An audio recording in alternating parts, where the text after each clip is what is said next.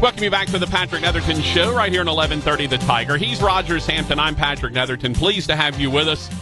And we're pleased to welcome in for the first time in this football season, Mr. College Football, SEC Network's own Tony Barnhart. Tony B., how are you, sir? Patrick, I'm doing okay now that the football season finally got started on Saturday. Yeah, you know, you say that, but there's some realism to that. It's even though games have been going on for a few weeks, it did feel a little bit like college football started this past weekend. Well, as somebody said, the big boys have finally arrived at the party. Mm-hmm. And I talked to a lot of people who weren't necessarily SEC fans. They just said it just felt differently when the SEC got in. And now that we're sitting here and we know that the Big Ten's coming back and the Pac-12's coming back, and before too much longer, by November, all 10 FBS conferences have come back to the party. So that makes it a season, I guess. Yeah, as much of a weird zombified season as it'll be. Hey, let's start with LSU, because obviously that's what everyone around here cares most about. And I want to go back. I wasn't, we were dealing with a pandemic. I wasn't paying a whole lot of attention to off-season storylines. And yet, once Mississippi State beat LSU, I heard a lot of, well, there you go, all you naysayers that said the air raid couldn't work in the SEC. And it was driving me crazy, because do they not remember Kentucky, where Leach and Mummy actually started this whole thing? Do we have that short an attention span now that people don't remember that the air raid did work perfectly well in the SEC? Yeah, well, first of all, it can work perfectly well, and it's not. Sometimes it doesn't work every week. Sure. The fact that somebody says, "Tony, we were overreacting to the first game of the season." Yes, always. You are. Don't overreact one way or another. It's going to be a very, very strange season. Mm-hmm. Stuff is going to happen that we cannot explain. And frankly, the Mississippi State LSU game, that was a situation of LSU running around out there not quite knowing what it wants to be. I mean, they got players. Yeah. I mean, they don't have the same players they had a year ago, but they got players. And I think the other part of it was Bo Pelini, God bless him, simply would not come out of that press man coverage. Mm-hmm. And so Leach just said, "Okay, fine. I'm going to keep throwing it until you figure out a way to stop it." Yeah, it's fades and crossers. It's fades and crossers all day long while you play man. And Tony, I mentioned this, and you've been around college football enough to know, and I wonder how much this was a factor. Orgeron came out this week and said, yeah, we probably should have mixed in some more zone. But oh, you think? Yeah, but here's what I think a lot of people don't necessarily understand is, because of the limited amount of practice time that you have with these guys, if you have a game plan that's almost all man, you probably haven't worked on much in the way of zone. And them thinking they had Stingley, that man was their best bet because Stingley's going to shut down number one, and then here's Flott and the kid from Nichols and the freshman to take 2, 3, and 4. They probably didn't work a lot of zone going into that game. No. Well, listen, and I had a chance to talk to several people about this game. Gary Danielson, he said in retrospect, he should have emphasized greater the fact that Stingley was not there. Yeah. I mean, you're talking about probably the best defensive back in the country. The fact that he's there, he said the fact that Stingley wasn't there was probably worth 7 points, might have been worth 10 points. So I think in retrospect, and it's not he's a great player who could shut down somebody. Yeah. On press man to man. It's fair to point it out. Stingley was not there. Yeah. And I just don't think they practiced it going into the week. And so the night before the game, it's hard to throw your whole game plan out and try to do something else, because at this point in the season, you haven't practiced enough stuff, quite frankly. So that was my take on it. But look, it's not like the defense was solely to blame. The offense had their share of problems as well for LSU. We're getting a lot of, we're hearing a lot of Miles Brennan's not the guy. He can't hack it. There's a reason he was Burrow's backup for the last 2 years. That's got to be unfair, right? After one game to paint this kid with any sort of brush? Yeah, way too early, Patrick. Way too. Listen. Coming out of high school, everybody wanted Miles Brennan. Mm-hmm. Okay, the kid's got a good arm. It was just a unique set of circumstances. And I think you got to give him. Listen, you're going to go to Vanderbilt. I'm predicting. I know I'm stepping out on a limb here, but I'm predicting they're going to be okay there. Yeah. And then they play Missouri in Baton Rouge. I think they're going to be okay there. And then they go play the Florida Gators on October 17th. Now we're going to find out something. You know, I think this also brings into stark relief, Tony, that, you know, there's a lot of coaches that talk about, let's just play all Power 5 schools. They love that talk about, no, we can just play all Power 5. Don't worry about it. I don't think people really understand just what those Group of 5 or FCS games do for a team, especially if it's week 1, where, okay, you're working on some things and you're going to win the game just because you're better and you have better talent. That we need to work on some stuff and find out where we get better and then improve to week 2. This, to me, is sort of one of those litmus tests for people that have always been like, we need more conference games and we need more Power 5 games and forget the FCS and the Group of 5. Be careful what you ask for. Well, that's exactly right. Because literally, I told an Auburn guy the other day, he said, what is this going to be like? I said, well, we always say that every game counts. But when you play nothing but 10 SEC games, guess what? Every game counts. And every game is going to count. And if you lose, you've lost to a conference opponent. And yeah, the FCS games or the Group of 5 games are there to help you manage your way through a season. You only have two Saturdays off, if that, but you've got to manage to get through an 11 or 12 game schedule. It's just going to make it very, very hard. And the SEC, and I tell people that come in this league, I said, the thing about playing in the SEC is it's a cumulative effect. Yeah, there's a lot of teams that can maybe line up and play and beat LSU or line up and beat Georgia on any given Saturday. But what if you have to play Georgia this Saturday and Auburn next Saturday and LSU the Saturday after that and Texas A&M the Saturday after that? It's the cumulative effect of the SEC schedule that makes it so difficult. And that's why we always hear everyone say about all of the Group of 5, or even the Group of 5 especially. Let them play a full conference schedule and see what happens. That's always the thing, and like you said, it's absolutely true. We're talking to Tony Barnhart of SEC Network.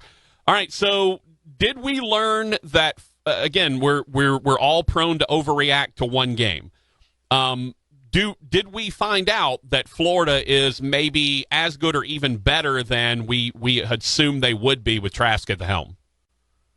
600 yards of total offense, 51 points. Trask over 400 yards of passing. I think he is with all due respect to what KJ Costello did, Kyle Trask is the best quarterback in the SEC. He makes great decisions. He throws it to the right guy. And he knows how to manage a game. And Florida's got a guy in Kyle Pitts. You can't cover him.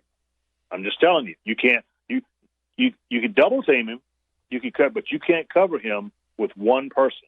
Because if it's a cornerback, he's going to out jump him. If it's a safety, he's going to outrun him.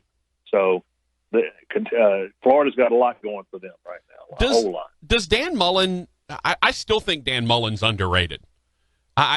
Amazing to say, but I feel like people do not give him enough credit for just how good of an offensive coach he is. I tell you what, he is one of the very best. He comes to Florida. They win 10 games the first year, 11 games last year. They lose to Georgia by 7. They lose to LSU in a game that they led in the third quarter. So I think Dan Mullen's a really, really good coach. Patrick, some of this is what I call the recruiting. I can't come up with the right word, but it's like, well, he only signed 10 4-stars. Right. He only signed 2 5-stars. And so he must not be done because you need at least 12 4-stars and 5 5-stars. And he didn't, look at what he did at Mississippi State. Yeah. What he did at Mississippi State is he signed guys that were good players and developed them into great players. I remember sitting down with him saying, hey, we're a developmental program. We're not, he didn't say this, but I knew this what he meant. He was not going to sign a top 3 or 4 recruiting class at Mississippi State. Right. But he was going to sign really good players and develop them into a team that could compete with the Alabamas and the Auburns of the world. And that Dan Mullen just does a lot with what he has. As much as I hate polls, and anyone who knows me knows I hate preseason polls, I hate in-season polls, all of that, the man did have Mississippi State #1, for goodness sakes. I mean, that's just – there's no two ways about it. He did have Dak Prescott, but he turned Dak Prescott into what he is. I mean, you know, LSU wanted Dak Prescott to be a defensive back. Yeah. Okay. And Dan Mullen says, "No, you can play quarterback. Just come with me." Yeah. Turned out okay. And he's now the quarterback of the Dallas Cowboys. Talking to Tony Barnhart of the SEC Network. All right, so you mentioned Georgia. What do we make of Georgia? Slow start. Obviously, some injury issues to deal with. They apparently have Daniels ready to go now at quarterback if they want him. He's cleared to go. What do we make of Kirby's smart squad? Because it seems like if anyone is the on the cusp team that can't quite get there, it's that crew. Well, here's the thing with Georgia. They were sloppy in the first half. DeJuan Mathis at quarterback, bless his heart, he was a deer in the headlights. They bring in Stetson Bennett, the former walk-on. His job was just to calm everybody down. Okay, let's calm down. Let's try to run the ball a little bit. Couldn't run in the first half. Georgia's got a young but very, very talented offensive line. But as the game went on, they knew they would wear Arkansas down, which they did. And, oh, by the way, Patrick, they've got one of the top 2 or 3 defenses in all of college football. Mm-hmm. And so I think it's interesting that they're a touchdown favorite against Auburn Saturday night in Athens. That has got me intrigued. But I think Georgia's going to play a lot better. What we don't know is who's going to start the game. We assume Stetson Bennett at quarterback. But when does JT Daniels come into the game? Or does he come into the game? Yeah. He's been cleared to play. How are they going to use it? Well, and there's no better name for a Georgia quarterback than Stetson Bennett IV, let's be honest. Sweet. I mean, that is a Georgia quarterback's name if ever there was one. I mean, not only is it Stetson Bennett, it's Stetson Bennett IV. Right, exactly. I mean, that handle's been in that family for a while. Yes. That's great. He's a great personal story. Yeah. From a guy who paid his way to go to all these camps, hoping somebody would notice him. He comes to Georgia as a walk-on, and but he leaves because he wants to play, and so he goes to a Mississippi junior college to play. Then Georgia needs a quarterback and asks him to come back, and they put him on scholarship.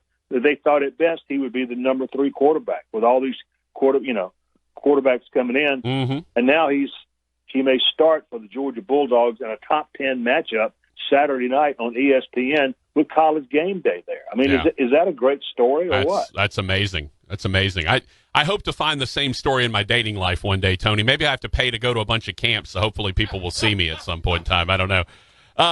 Hey, let's discuss a little bit about the West. Obviously, Alabama is kind of the bell cow. Did you see anything at Missouri that led you to believe that Alabama's not going to be exactly who we thought they are? In late July, I gave my first talk to various. Actually, my first talk of the year is always to the men's breakfast group at my church. Mm-hmm. That way, I use all my bad. I test out all my bad material on them. In that talk, which was on Zoom, by the way, on that talk, I predicted Alabama to win the national championship. Mm-hmm. We have seen more talented Alabama teams than this, but I like the way this team is put together. Great offensive line. Najee Harris is going to have another big year. You can win a lot of games with Mac Jones, and the defense is going to bounce back now that Dylan Moses is back. So I like Alabama to win every single game they play.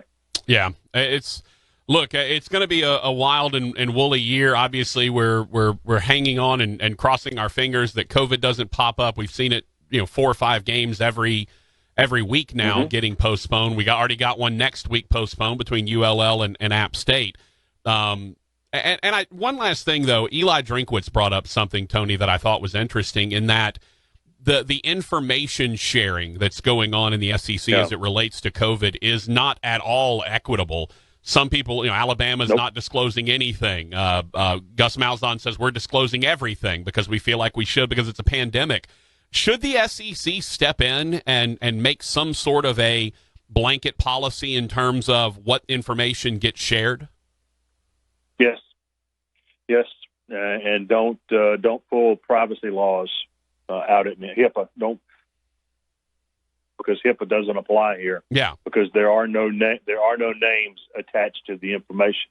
I think absolutely that everybody should be. We're in a world pandemic, and I think it is only fair and only right that everybody have full disclosure on the number of positives. And it's not going to happen.